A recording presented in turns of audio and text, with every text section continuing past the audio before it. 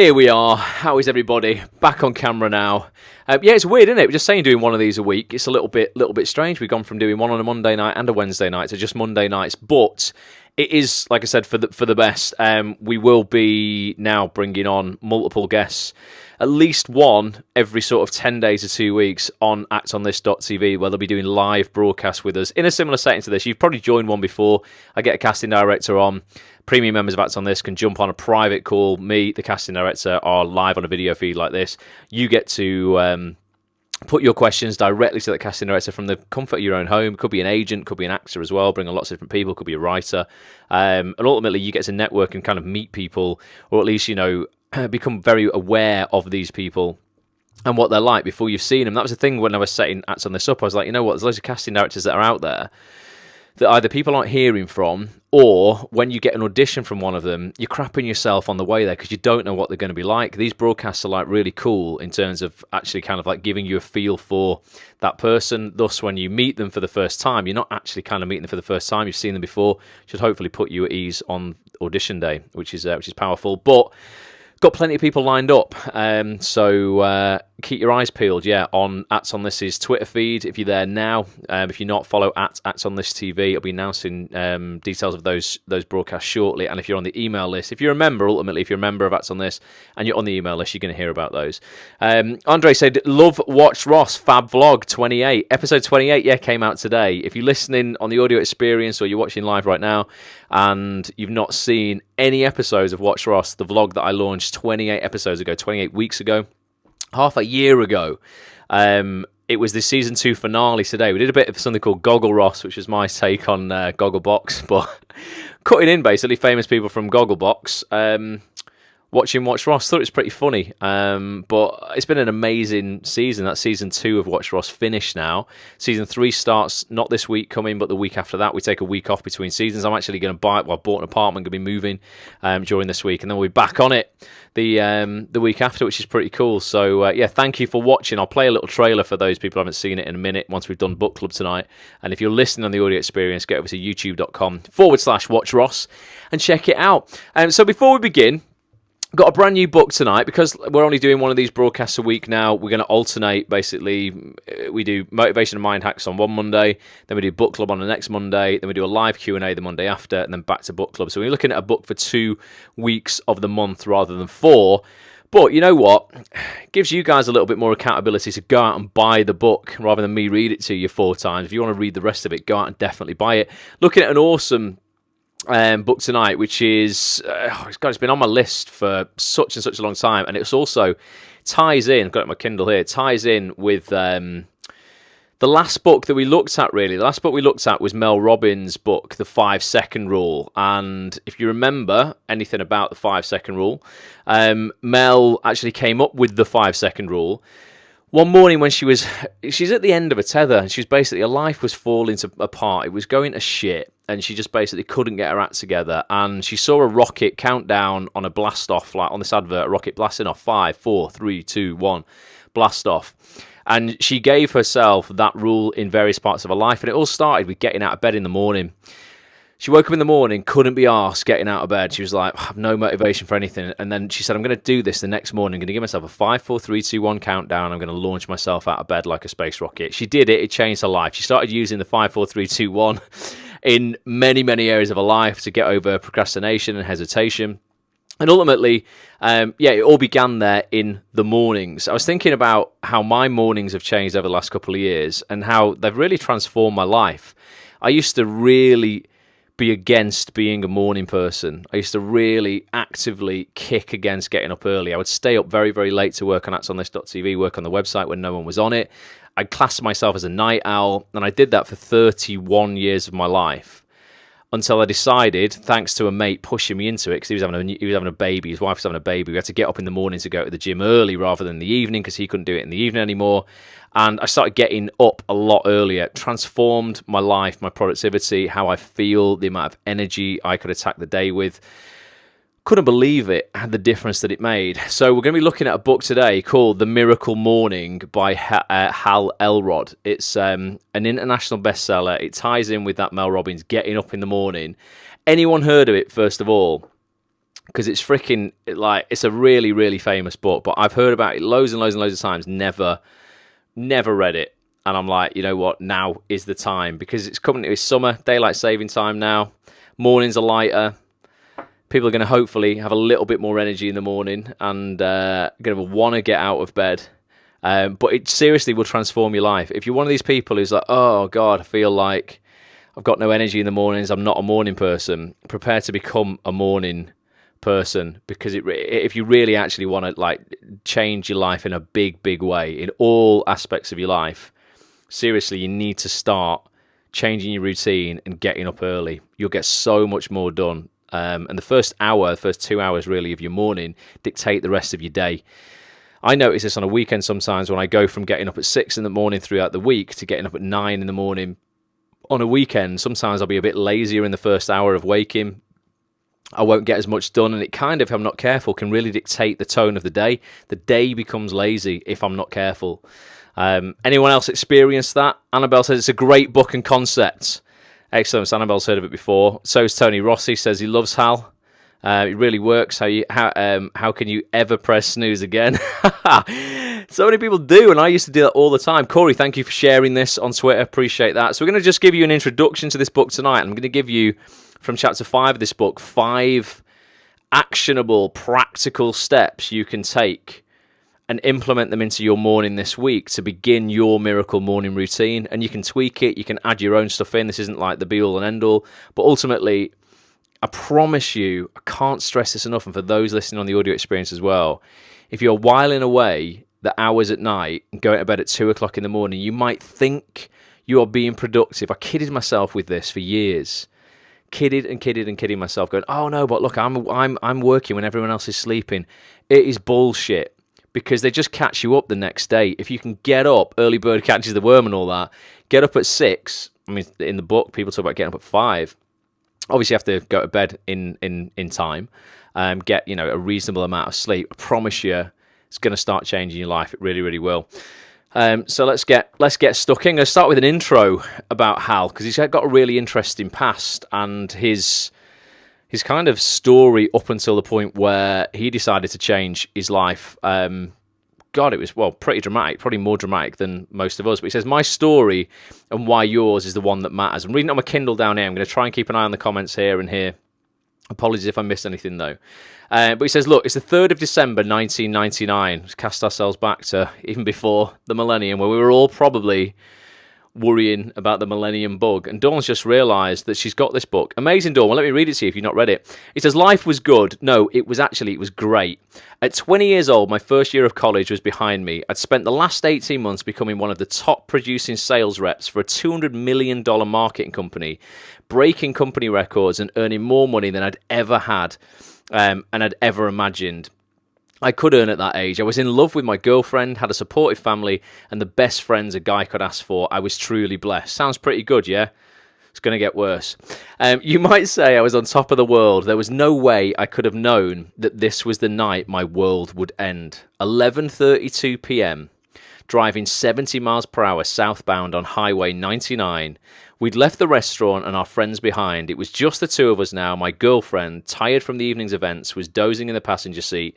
But not me. I was wide awake, eyes glued to the road in front of me, waving my finger in the air like a baton as I quietly conducted the melodies of Tchaikovsky. So you get the picture. Driving along the freeway with his little baton, still in a state of euphoria from the night's events. Let's hear about what you did. He says, sleep was the last thing from my mind. Rocketing down the freeway at 70 miles an hour in my brand new white Ford Mustang, I was only 2 hours removed from giving the best speech of my life. I'd received my first standing ovation and I was elated. In fact, I desperately wanted to shout out my feelings of gratitude to anyone that would listen, but my girlfriend was fast asleep, so she was of no use. I considered calling my parents, but it was late. They might already be asleep. Should have called, he says, but I simply had no way of knowing that moment would be my last opportunity to speak to my parents or anyone for quite some time. Bum, bum, bum. That's where it gets interesting. An unimaginable reality. No, I don't recall seeing the headlights of a massive Chevrolet truck coming directly at me, but they were. In an instant of perverse fate, the full-size Chevy pickup, travelling at an estimated 80 miles an hour, smashed head-on into my undersized and undermatched Ford Mustang. The following seconds played out in slow motion, Tchaikovsky's commanding melodies orchestrating our wicked dance. The metal frames of our two vehicles collided, screaming and screeching as they twisted and broke. The Mustang's airbags exploded with enough force to render us unconscious. My brain, still travelling at 70 miles an hour, smashed into the front of my skull, destroying much of the vital brain tissue that made up my frontal lobe. Upon impact, the tail end of my Mustang was shoved into the lane on my right, making my driver's side door an unavoidable target for the car behind me. A Saturn sedan driven by a 16-year-old crashed into my door at 70 miles per hour. The door collapsed into the left side of my body, the frame of the metal roof caved in on my head, slicing open my skull and nearly severed my left ear. The bones of my left eye socket were crushed, leaving my eyeball dangerously unsupported. My left arm broke, severing the radial nerve in my forearm and shattering my elbow, while my fractured humerus bone pierced the skin behind my bicep. My pelvis was given the impossible task of separating the Saturn's front end from my car's centre console, and failed. It fractured in 3 separate places. Finally, my femur, the largest bone in the human body, snaps in half, and God, sounds crazy, doesn't it? And one end speared through the skin of my thigh and tore a hole in my black dress slacks. Blood was everywhere, my body was destroyed, my brain was permanently damaged. Unable to withstand the immense physical pain, my body shut down, my blood pressure dropped, and everything went black as I plunged into a coma. So let you soak that up for a minute. It's not a good night, that, is it? He's basically gone from having the night of his life, giving the speech of his life, getting his first standing ovation, to basically absolutely destroyed. Bad times, Hal. Bad times. But, as you're going to find out, were they bad times, or was this actually the best thing that ever happened to him? It says, what happened next was nothing short of incredible. What many have called a miracle. The emergency rescue teams arrived, and using the jaws of life, firefighters cut my bloody body from the wreckage. When they did, I bled out. My heart stopped beating. I stopped breathing. Clinically, I was dead. The paramedics immediately put me on the rescue helicopter and worked determinedly to save my life. 6 minutes later, they succeeded. My heart started to beat again. I breathed clean oxygen. Thankfully, I was alive. I spent 6 days in a coma and woke to the news that I might never walk again. After 7 challenging weeks of recovery and rehabilitation in the hospital, learning to walk all over again, I was released to my parents' care in the real world. With 11 fractured bones, permanent brain damage, and a now ex-girlfriend. Can you believe his bloody girlfriend dumped him? In the middle of that. It says here she dumped me while I was in hospital. I mean, that's bad, isn't it? Life as I knew it would never be the same again. Believe it or not, this would turn out to be a good thing. While coming to grips with my new reality wasn't easy, and at times I couldn't help but wonder why did this happen to me, I had to take responsibility for getting my life back. Instead of complaining about how things should be, I embraced how things were. I stopped putting energy into wishing my life were any different, into wishing bad things didn't happen to me, and instead focused 100% on making the best of what I had. Since I couldn't change the past, I focused on moving forward. I dedicated my life to fulfilling my potential and achieving my dreams so I could discover how to empower others to do the same. And as a result of choosing to be genuinely grateful for all that I had, unconditionally accepting of all that I didn't, and accepting total responsibility for creating all that I wanted, this potentially devastating car accident ultimately became one of the best things that ever happened to me. Hinging on my belief that everything happens for a reason, but that it is our responsibility to choose the most empowering reasons for the challenges, events, and circumstances of our lives, I used my accident to fuel a triumphant comeback. And he goes on now, I won't read the whole list because this goes on for quite a while, but he goes on basically to just basically rebuilding his body, learning to walk again, going back to his job that he was working in sales, realizing that he'd never really gone all in on something and dedicating like his entire existence to something. Ended up breaking incredible sales records at this company, becoming a bit of a coach, and then discovering one of the biggest reasons for his success being a coach and helping people was what he was coaching people to do in the morning, effectively upon waking. And he went through loads of tests, testing out how much sleep people need, whether it's 5 hours, 6 hours, 7 hours, 8 hours, 9 hours, all kinds of different things. And then coming up with his miracle morning routine that he then shared with co-workers, with colleagues, with people he was coaching. And he began to see it have a massive, massive, massive effect on all these people across the world, and people were tweeting him and Facebooking him and sending him emails and stuff, and he was like, man, I've got to write a book about this. And that's what he did. He wrote the first book, was about how he basically went through that accident and got back on his feet, figuratively and literally, smashed all his sales targets. And the second book is this one, The Miracle Morning. So if you want to read about, I mean, it's 4 chapters worth. I'm just literally skipping 4 chapters now. It's an incredible story, but like I say, I want to give you actionable stuff. Then go get the book. I got this book for like £2.50 on Kindle. I think even the actual paperback's only like $5.99 or something if you're in the UK. Super cheap. If you watch it on the replay on actsonthis.tv, there'll be a link to the book beneath this video. If you're listening on the audio experience, pull your phone out and just search for The Miracle Morning on Amazon. Got to skip through it. It's the only problem with Kindle, isn't it? Only problem with a digital book. Skipping through pages takes bloody ages. If I had the actual physical thing, could be on chapter 5 in 2 seconds.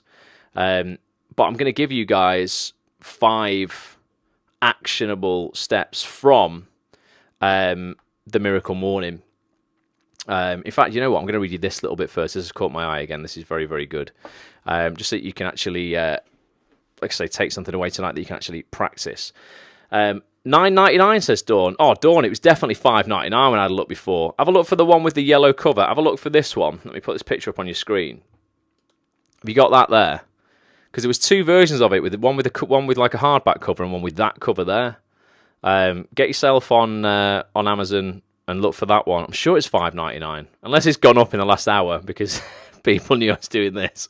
Amazon knew I was doing this, and they've gone, right, we're gonna put it up. This is a really interesting part. This is chapter 4, right? Again, I won't read you all of this, then we'll go into chapter 5 properly. But it's titled, Why Did You Wake Up This Morning? Give me some... I'm really intrigued. Give me some answers to that. Now, what did you wake up for this morning? When you woke up this morning, did you have something to achieve today? Did you, did you have... goals to hit today? Have you hit them? Someone very kindly just told me there's a quick skip thing on the menu. I'm so not used to using Kindle. I just had to flick through 4 chapters, but I'm sure there is a better way to actually go through the book on my iPad. But yeah, what did you get up for this morning? And did you have something in mind, or did you just get up because you felt you had to get up? Dawn says, I've got a different one with the sun on the front. Oh, okay. So maybe... Oh, you're looking at the back of the book. Maybe it was $9.99 on the back of the book. But yeah, Amazon's are always cheaper than the actual price printed on it, Dawn. What did you get up for this morning? Did you get up because you really wanted to get up, that you had things to do? You were like, right, I'm excited about this. Or did you just get up this morning because you were like, it's the morning now, I have to get up because I'm like a human being and that's what we do. And you didn't get up with any purpose or excitement or gratitude for actually waking up because, as we said on many broadcasts before, 151,000 people this morning didn't wake up who went to bed last night. So that's a pretty sobering fact. If you woke up this morning with air in your nostrils today, it's been a great day. There is a $5.99 one on Amazon, the yellow one, says Amy. Cheers, Amy. Right, so Dawn got up because she needed the loo. Listen to this, right? This is great. Why did you bother getting out of bed this morning, right? Think about that for a second. Why did you wake up? And why do you wake up most mornings? Why do you leave the comfort of your warm, cozy bed? Is it because you want to? Or do you delay waking up until you absolutely have to? If you're like most people, you wake up to the incessant beeping of an alarm clock each morning and reluctantly drag yourself out of bed because you have to be somewhere. You have to do something, answer to something, or take care of someone else. Given the choice, do you have a choice? Most people would continue sleeping. So naturally, we rebel, all right? We hit the snooze button and resist the inevitable act of waking up, unaware that our resistance is sending a message to the universe that we'd rather lie in our beds unconscious than consciously and actively live and create the lives we say that we want. Most of us have resigned ourselves to a certain level of mediocrity and unfulfilled potential. We don't like it. We don't feel good about it. We know that there is absolutely another level of success, achievement, and fulfillment that's possible for us, but we feel stuck and we don't know what to do to get ourselves unstuck. Does that resonate with anybody? Anyone? It's super hard to get out of bed, says Amy. I press snooze loads. That's interesting, isn't it? But yeah, in that quite a sobering thing to think, actually, you know what? The message you're giving out is actually, I would rather lie here unconscious than get out of bed and live the life that I say I want to live. You ask anyone, like, oh yeah, you know, I want to do big things. I want this, I want that. I want loads of success in my acting career. And actually, most mornings, you would rather lie in bed unconscious than get out of bed to do the thing and pursue the thing you're telling everyone else that you actually want. It's fascinating, isn't it? You snooze, you lose. The truth about waking up. Let's read this bit. The old saying, you snooze, you lose, may have a much deeper meaning than any of us realised. When you delay waking up until you have to, meaning you wait until the last possible moment to get out of bed and start your day, consider what you're actually doing. You're resisting your life. Every time you hit the snooze button, you're in a state of resistance to your day, to your life, and to waking up and creating the life you say you want. Think about the kind of negative energy that surrounds you when you begin your day with resistance, when you respond to the sound of the alarm clock with internal dialogue along the lines of, oh no, it's that time already, I have to wake up, I don't want to wake up. It's as if you're saying, I don't want to live my life, at least not to the fullest. Fascinating, isn't it? Many people who suffer from depression report that the morning time is the most difficult. They wake up with dread. Sometimes it's because of a job they feel obligated to go to, or due to a relationship that is failing. Some people feel this way simply due to the nature of depression and its ability to weigh on a person's mind, emotions, and heart without needing a specific reason. The tone of our morning has a powerful impact on the tone of the rest of our day. It becomes a cycle. Waking up with despair, spending the day continuing to feel that way, going to sleep feeling anxious or depressed, and then repeat the cycle of melancholy the next day.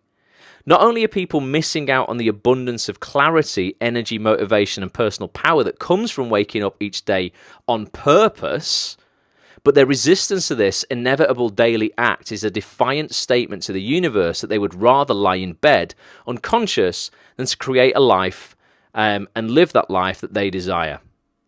Boom. Richard Haler, all the way from Miami, has joined us on Facebook just perfectly. I hate how I'm paying the bills right now. It's more painful not to set business hours and work on my goals. What's that, Tony? You used to hit snooze. I started morning routine now and love it. Plus, I hate how I'm paying the bills. Okay, you hate the thing you're doing to pay the bills right now. It's more painful not to set business hours and work on my goals. Yeah, exactly, man. So, that's discipline. You get, like, you know what? If I'm in a situation I don't want to be in, I'm earning money through a job that I don't like. It's even more important to drag your ass out of bed in the morning, get up with purpose, maybe spend 2 hours before you go to that shit job working on something you would want to create so you can transition out of that shit job. Whereas if you spend those 2 hours in bed dreading going to that shit job, it's actually doubly impactful. It's actually holding you back even more. So on the other hand, Hal says, when you wake up each day with passion and purpose, you join the small percentage of achievers who are living their dreams. Most importantly, you will be happy by simply changing your approach to waking up in the morning. You will literally change everything, but don't take my word for it. Trust the famous early risers. Here's a list of great people. Oprah Winfrey, Tony Robbins, Bill Gates, Howard Schultz, Deepak Chopra, Wayne Dyer, Thomas Jefferson, Benjamin Franklin, Albert Einstein, Aristotle, and far too many more to list here. Ross Grant, Tony Rossi. No one ever taught us that by learning how to consciously set our intention to wake up each morning with a greater desire, with a genuine desire, even enthusiasm to do so, we can change our entire lives. If you're just snoozing every day until the last possible moment you have to head off to work, show up for school or take care of your family, and then coming home and zoning out in front of the television until you go to bed, this used to be my daily routine, he says, I've got to ask you, when are you going to develop yourself into the person you need to be to create the levels of health, wealth, happiness, success, and freedom that you truly want and deserve? When are you going to actually live your life instead of numbly going through the motions, looking for every possible distraction to escape reality? What if your reality, your life, could finally be something that you can't wait to be conscious for? There is no better day than today for us to give up who we've been for who we can become, and upgrade the life we've been living for the one we really want. There is no better book than the one you are holding, or I'm reading on Kindle, in your hands right now to show you how to become the person you need to be, who is capable of quickly attracting, creating, and sustaining the life you have always wanted.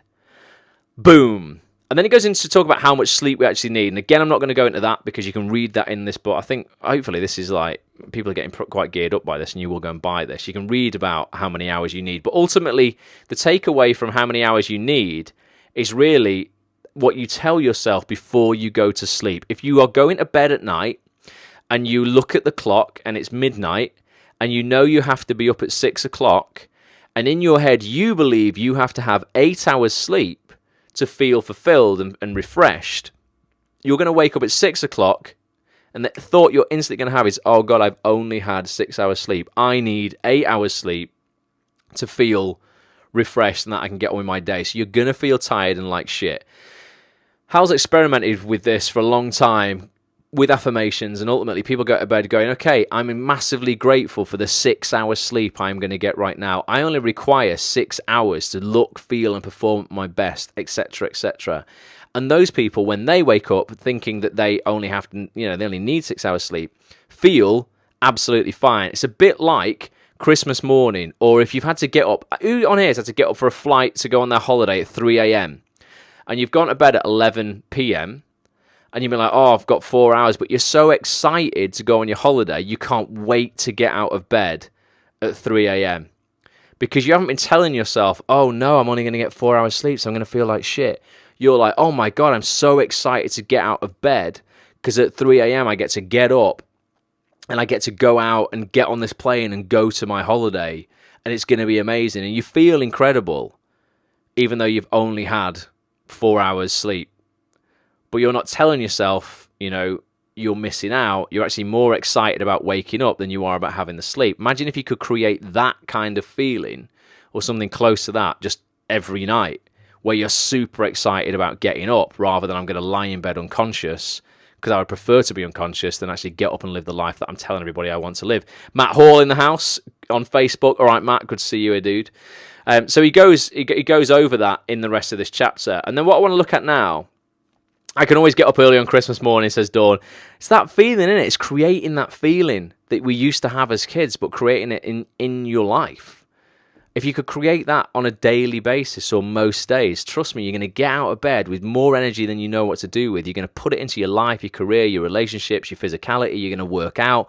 You're going to feel better. You're going to get shitloads done. You're going to feel progress. You're just going to feel alive and amazing. Whereas if you just go to bed with dread of getting up because you don't like your job, dread of getting up because you don't like working out, dread of all kinds of bullshit that you're choosing to have in your life anyway, because at the end of the day, you have to take full accountability for exactly where you are at, exactly what you're doing, literally everything. When you take full accountability and full responsibility for it, that isn't blame, it's two different things. There will be other things and that you might want to put blame on for where you're at. Responsibility isn't blame. Responsibility is standing up to go, I am in control and I am going to do the best with what I have to change the situation for the better. That's the difference. You need to take full responsibility in order to do that, though. You'll wake up in the morning with real purpose.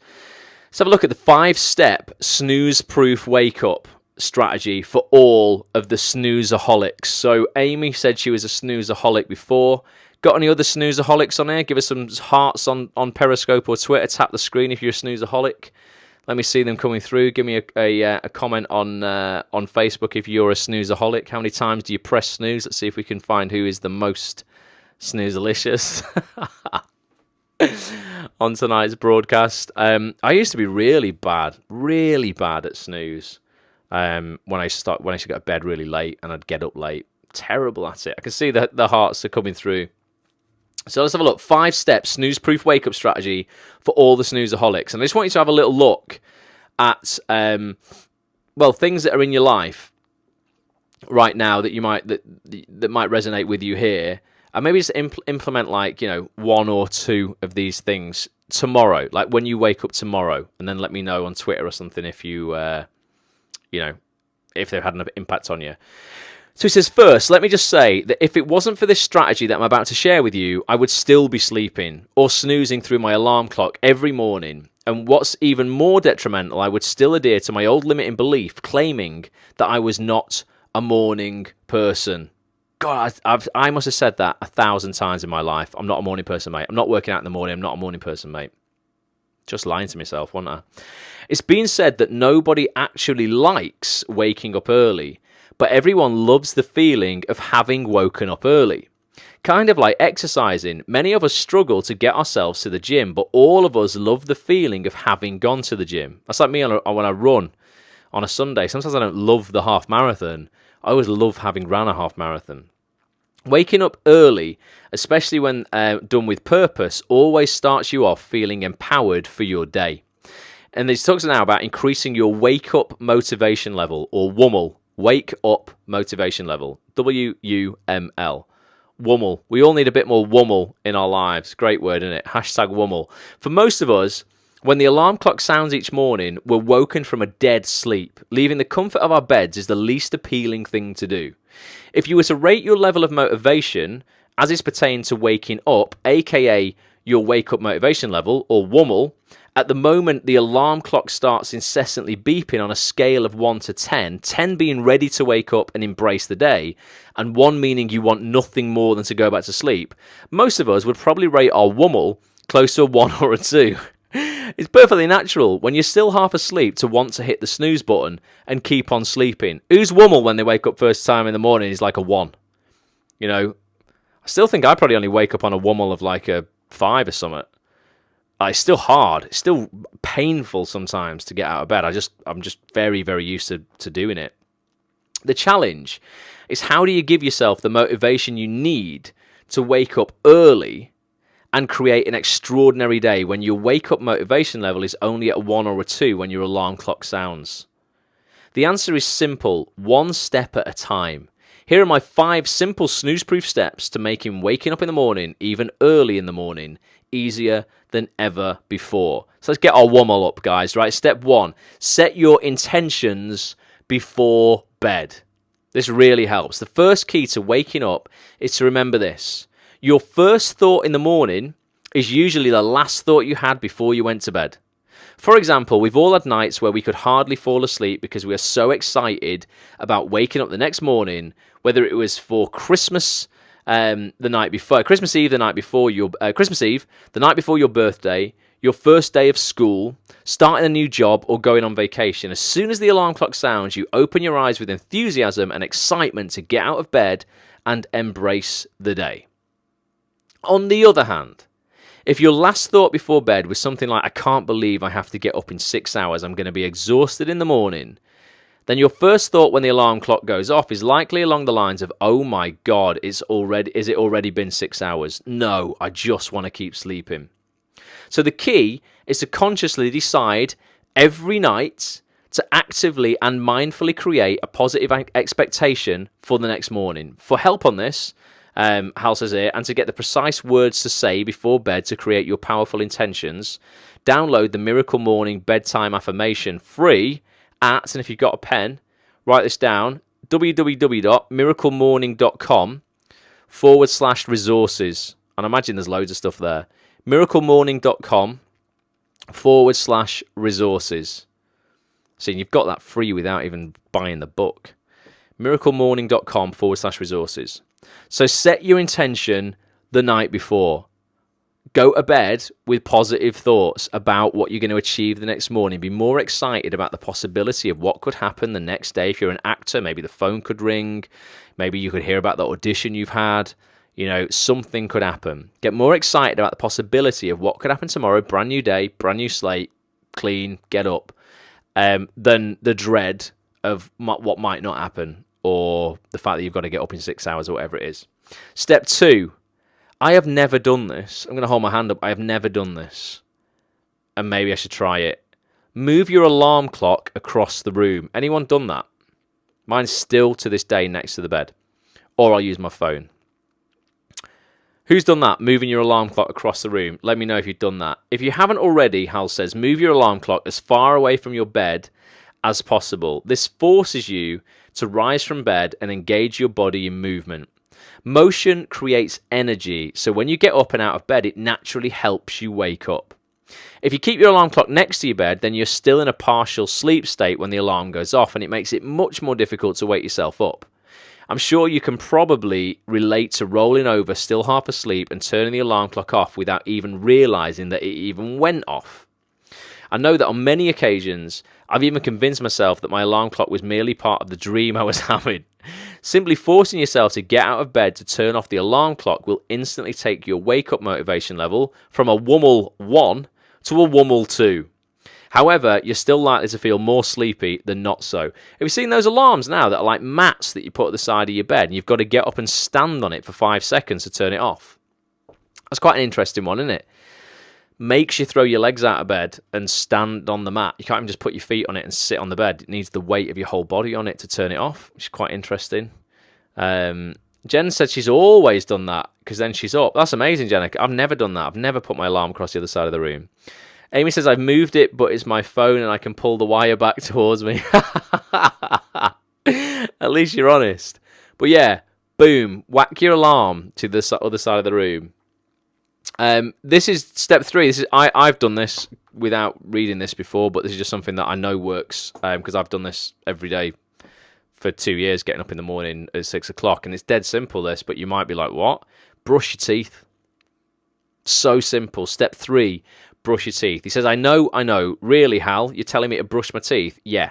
The point is that you're doing mindless activities for the first few minutes and simply giving your body time to wake up. So after turning off your alarm clock, go directly to the bathroom sink to brush your teeth and splash warm or cold water on your face. The simple activity will increase your wake-up motivation level from a Wummel 2 to a Wummel 3. Dawn's thrown her alarm clock across the room, she said. Or even a Wummel 4. Now that your mouth is minty fresh, right? I can't tell you how important it is for me. It's one of the biggest things. Until I clean my teeth full stop, I never feel awake. I never, ever, ever feel awake till I've brushed my teeth. It's the first thing within 2 minutes of waking up. I'll get up, I'll have a wee, and I'll go and brush my teeth. If you're brushing teeth after your breakfast, it's keeping your Wummel level low. You know, brush your teeth, go and have your breakfast, and then I'll floss my teeth after my breakfast just to get rid of any bits. I won't brush my teeth again after that, but I always brush them first thing. It's so important for waking me up. Then once you've got minty fresh breath, step 4, Hal recommends drinking a full glass of water. It's crucial that you hydrate yourself first thing every morning. After 6 to 8 hours without water, you'll naturally be mildly dehydrated, and dehydration causes fatigue. Often when people feel tired at any time of the day, what they're really in need of is more water, not more sleep. And I didn't know this, but this is really interesting. Start by getting a glass of water, or you can do what I do and fill up the night before so it's already there for you in the morning, and drink it as fast as is comfortable for you. The objective is to rehydrate your body and mind as fast as possible, to replace the water you were deprived of during the hours you slept. When you drink a glass of water and hydrate yourself, your wake-up motivation level goes from a Wummel 3 or Wummel 4 to a Wummel 4 or Wummel 5. So you're almost on a Wummel 5 there. Boom. Get up. Get your alarm clock on the side of the room. Set your intention the night before. Alarm clock with the other side of the room. Brush your teeth. Glass of water. Then 5, get dressed in your workout clothes. This is exactly my morning. Last but not least, get dressed in your exercise clothes so you're ready to leave your bedroom and immediately engage in your miracle morning. Some people prefer to start their day by jumping into the shower, but I believe we should earn our morning shower by breaking a sweat first. Hear, hear, Hal. Boom. Morning exercise is crucial to maximizing your potential because it puts you into a peak mental, physical, and emotional state so that you can win the day. And I truly, utterly, I'm 100% behind that. Steve Goodwayne is in the house, all right, Steve? We'll cover exercise in more depth in the next chapter, but it only takes about 5 minutes to execute these 5 simple steps. And when you do, your wake-up motivation level should naturally be at a normal 5 or a wake-up motivation level of 6. At that point, it requires much less discipline to stay awake for your miracle morning. If you were to try and make that commitment at the time your alarm clock went off while you were at a 1:1, it would be much more difficult. It'd be a much more difficult decision to make. Here's a quick review of the 5-step snooze-proof wake-up strategy to make it significantly easier to wake up and stay awake. Are you ready for this? Steve's just joined us. You're going to do this, Steve, in the morning. Get yourself up at 6 a.m., mate, ready to smash the day. 1, we're going to set your intention the night before. This is the most important step. Remember, your first thought in the morning is usually the last thought you had before bed. So take responsibility for creating genuine excitement for the next morning every night before bed. And you might be like, oh, it's so hard. But, what's the alternative? Not to do it and just, again, not be productive tomorrow. 2, keep your alarm clock across the room like Jenna does. Remember, movement creates energy. 3, brush your teeth. Use a mouthwash for extra oomph. God, if you use Listerine, flipping heck. Listerine blows your face off, doesn't it? Like, Total Care Listerine, that purple one. Oh my God, I can't hold it in my mouth for more than like 20 seconds before it feels like my head's going to explode. Steve is not on board the 6 a.m. club. Unfortunate, Steve. You should be, dude. 4, drink a full glass of water. Hydrate yourself ASAP. And 5, get in your workout clothes. Earn your morning shower. It's nothing I love feeling better than jumping in the shower after my breakfast when I go back from the gym and being like, wow, I feel like I'm in good shape. Feel like I've, like he says, earned that shower. And I promise you, you're then going to be by, 9 o'clock, you're going to be ready, dressed. Your clothes are going to be fitting you well because you've worked out. You're going to be feeling good. And you are literally just like, boom, you're already in that state of mind that you'd probably take till 1 p.m., 2 p.m. in the afternoon to be in if you're getting yourself up between 6 and 6:30. Doing that, getting to the gym for an hour, getting back, showered, breakfast, boom, away. It's like, it will, I promise you, if anyone, I don't know if anyone's going to do it, I really don't. But all I know is I read books like this for 2 decades, and every single successful entrepreneur, actor, businessman, athlete, chapter 1 or 2 of their book on their success principles was morning routine, and every single book that I read, I skipped it because I was like, that's not important. I'm a night owl. How did they make their money? How did they grow their business? How did they make their impact? And I always missed out their morning routine. And it wasn't until 3 years ago now I started doing this that I realized how freaking important it is and just how much my productivity soared, how better I felt, how much better I looked.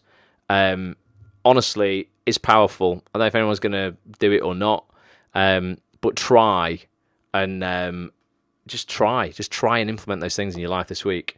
Do you ever crash at some point in the afternoon? Do you know what? When I first started doing this, Amy, yeah, definitely did quite a lot. I would find that by, 2 o'clock, I'd sometimes go, and luckily because I work a lot online, I would just go and lie down and just work on my phone for like 40 minutes or so. Occasionally I have like 20-minute little tiny nap or something like that. I did find myself doing that. The more your body gets used to it, and the more disciplined you can be about getting to bed. So I feel I need 6 hours. So I know I need to be in bed. I mean, God, at the very, very latest by midnight to get up at 6. Preferably, I would be in bed at 11. And then I know I've got a bit of wiggle room there, if I don't drop off straight away. But you really do. There's been so many studies done on sleep. You really do need, optimally, like, people are like, there's been a lot of studies done on it, and everybody's body is different, but you really can operate at the highest level on 6 hours sleep, 6.25 hours. So don't kid yourself into thinking, oh, I need 8 hours. That's bullshit. I always feel worse after 8 hours than I do after like 6.5, 7. Sometimes I'll wake up on a weekend, like I say, and I wake up really early, almost like, 6:30, like normally through the week, and I'm like, oh, I've got some more time to sleep. And I go back to sleep, and I wake up feeling worse than I did when I woke up at 6:30. So yeah, I definitely did snooze in the afternoon a little bit. Depending on what I was doing, though, that was if I was sat at my desk. I've just been working, staring at a computer, because that can be quite exhausting. When I was out and about doing stuff, no, I never felt the need. So I think it depends on what you're doing that day as well. Steve says his get up whenever, get a Costa, then see what's happening. It's not going to cut it, Steve, for the high performers, mate. It's not going to cut it, that isn't. But yeah, give it a go. And then he's got some wake up tips here as well that I won't go over. But if you want to read them, then obviously you can get the book. Let's see if there's anything here that does stand out as amazing. He's talking about things like heating in the room, the amount of heat you have in the room. Set a timer for your bedroom lights as well. I've seen these alarm clocks called Lumi alarm clocks that are pretty good as well, where they wake you up with an alarm but also recreate the same wavelength as daylight. So if you have the curtains shut in the room, then it recreates like, daylight wavelength light that kind of wakes you up more naturally as if it was the sunrise. They're supposed to be pretty cool as well. Jenna Goodwin says, I can just about cope on 7. But is that because do you know what, Jenna? Just experiment. Because if you could get up an hour earlier, think what you could do with those extra 5 hours a week, Monday to Friday, put into something that you really want to do. You might only be coping on 7 because you're telling yourself that's what you need and that's what you have to cope on, or you can just about cope on that. If you set your intention the night before is actually, of course, 7 hours, God, 7 hours is a lot. There's people literally, you look at people who are, deployed in armies and stuff, and they will rotate on watchtowers, 3 hours on, 3 hours off. And they're getting 3 hours skip at a time. And then they're literally risking their lives for the other time they're awake. If they can deal with it, I'm sure we can get by with slightly less than 7 hours sleep. There's a great book called Sleep Smarter by Sean Stevenson that has some amazing tips on sleep that I never knew about, says Tony. That's interesting, Tony. Share it in the Facebook group, mate, if you've got anything that's cool in there that you've discovered. Sometimes when I don't get sleep, I'm like Godzilla. That's Jenna. Interesting. And John says, my body wakes me up if I get into a set time. I have to be up even on days I do not have to be up at that time. I still find it hard to get up. Mainly 2 to 3 snooze buttons. Yeah, it's interesting, isn't it? Definitely. I think if your alarm was over the other side of the room, John, though, you wouldn't be able to do the 2 to 3 snooze buttons. You'd be like, right, I've got to get up. And then once you've got up, it's like, well, I'm up now, so might as well stay up. But just have a think out of those 5 things. Setting your intentions the night before, keeping your alarm clock across the room, brushing your teeth the minute you get up, drinking a glass of water, and getting in your workout clothes. Even if you're like, I don't want to go to the gym and work out, get up, get outside. Particularly now it's light in the mornings here in the UK anyway, at like 6 o'clock. Get up, go for a walk. It feels amazing to have the world to yourself for that little bit of time. Sometimes walking to the gym, there's very few people I see in the morning. It is a little bit like having the whole world to myself. And if you've got nice weather in the summer, and we don't get a lot of it in the UK, it's amazing to get up at that time. You just feel like, man, right, I'm ready to smash it. It can literally change your life, change your acting career, change everything, because you're going to be more motivated, you're going to be more productive, you're going to feel better about yourself. If you're getting up and working out, you're going to start looking better. That can help in all areas of your life. You're going to feel more confident.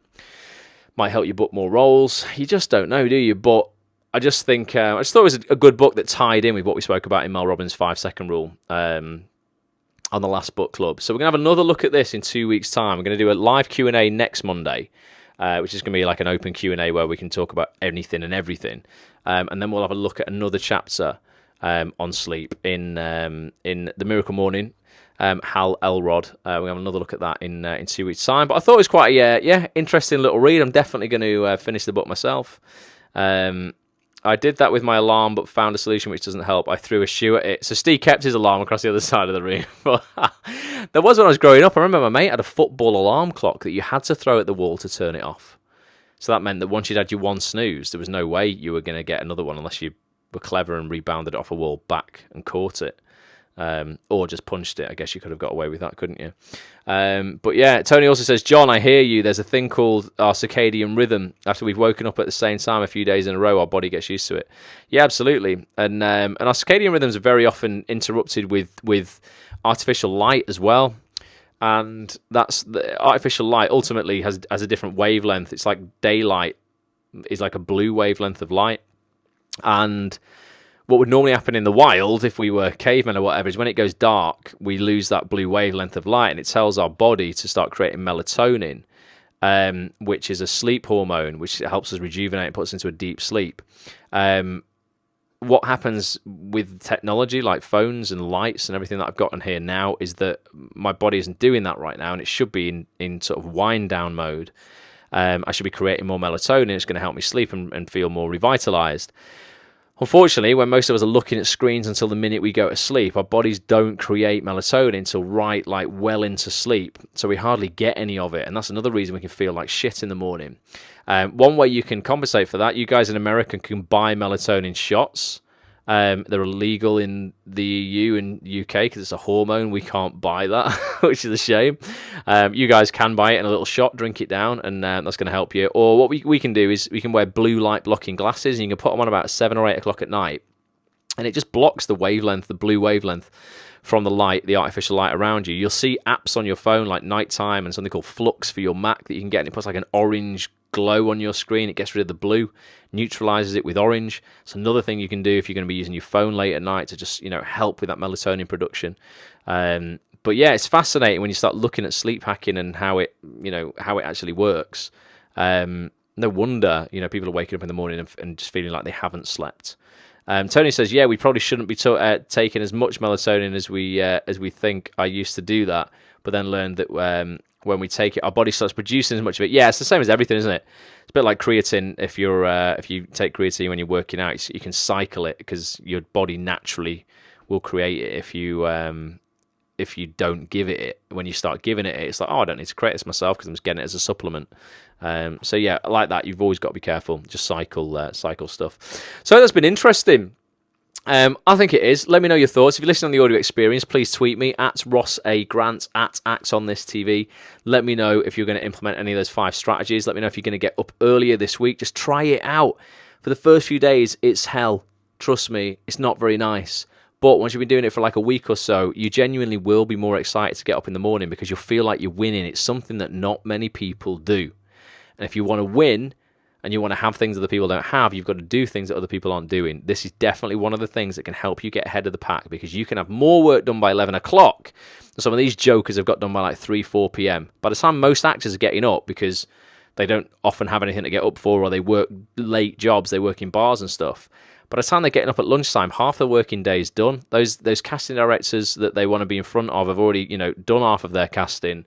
It's just like, you need to be on it, up and at 'em.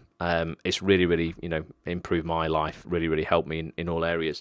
Going to play you a 60-second clip from my vlog today, which is it's like a Goggle Ross edition, which is quite interesting. We basically had a review of season 2 of Watch Ross. This is the vlog I started doing 6 months ago. It follows me behind the scenes of my acting career, online business, voiceover career, life in general.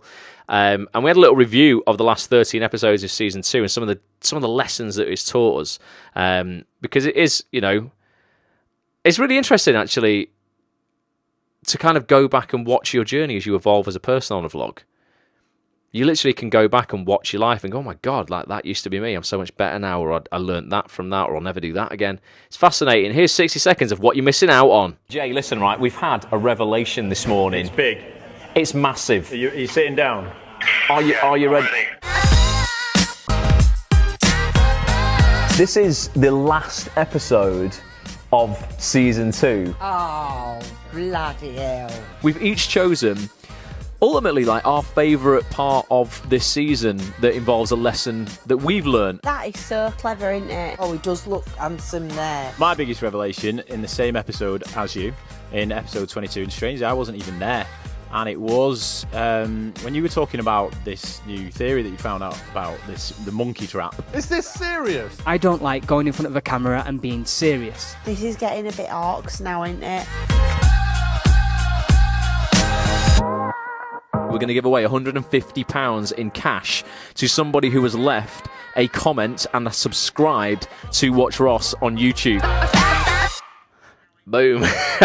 So you'll see we intertwine it with some of your favourite Gogglebox stars, just for a bit of comedy. It's quite funny. If you are a subscriber and you have subscribed over the last 3 months, get yourself over to youtube.com/Watch Ross. Watch that episode. You might be the person I draw out who's won the £150 cash prize. I'm going to do this every season. So season 3 starts in 2 weeks. If you subscribe now and leave a comment on any of the episodes, you're going to get put into a draw, and I'm going to draw another person out at the end. You could be the person winning £150 in cold, hard cash, PayPal to your PayPal address. Spend it on whatever you like. How did you get the part in Corrie and Hollyoaks, Jenna said. Have you been watching my show reel, Jenna? Through my agent, Jenna. So what I did is actually the last Corrie part, I think really I got invited in for because I sent Jenny Radcliffe, who's the casting director at Corrie, my show reel. So once you've got something to show the casting directors, you've got a show reel, you've been to some acting classes, you've got some footage, you maybe shot some show reel stuff from scratch, you can send it to a casting director, say, hey, listen, I'm new, because I know you're a new actress, just getting my foot established in the industry, want to introduce myself, here's a couple of scenes that I've shot, let me know if you think there's anything coming up that I'd be suitable for. And you never know what you could get invited in for, Jenna. So yeah, that's generally how the soaps work. The soaps in the UK are very loyal and approachable.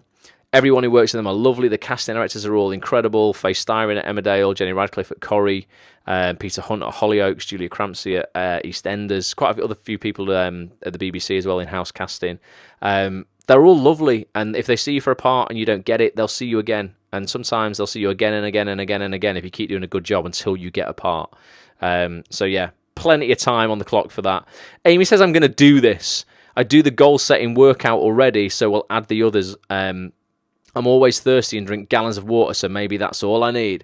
Maybe all you need, bit of hydration in the morning, Amy, for your miracle morning routine. But yeah, get yourself over, back to the vlog, get yourself over, youtube.com/Watch Ross. Would love you to subscribe, turn your notifications on, leave a comment, let me know what you like. Going to be showing you a lot of cool stuff behind the scenes in season 3, starts in 2 weeks. I'm going down to the BBC next Tuesday to begin some shooting on a documentary I'm creating for the BBC. I'm going to hopefully be able to show you behind the scenes of all of that and how that works.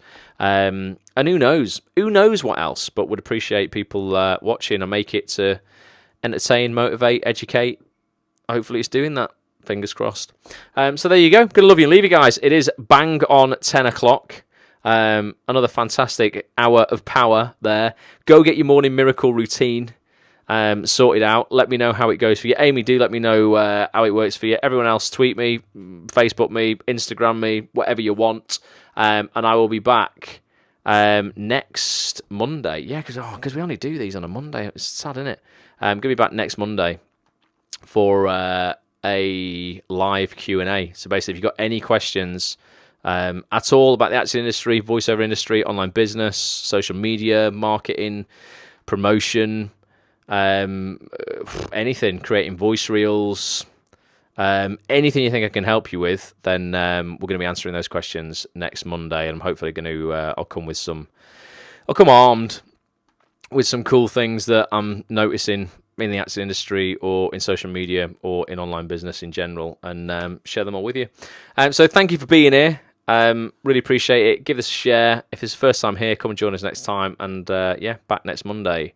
Until then, oh no, I was gonna nearly say the catchphrase then, and then just press the wrong thing to play the vlog video again. I've got that set up now. Until then, bye for now.